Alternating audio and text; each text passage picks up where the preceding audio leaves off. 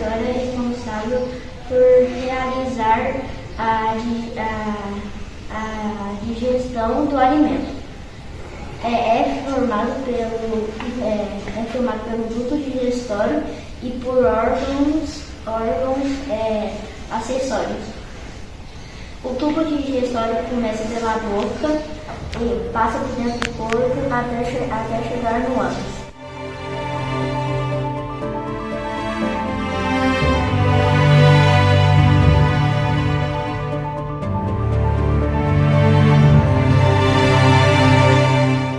No sistema digestório, os alimentos são transformados em pedaços menores.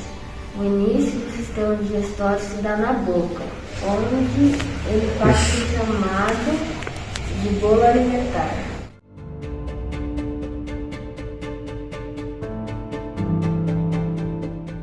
No intestino delgado é finalizado o sistema digestório.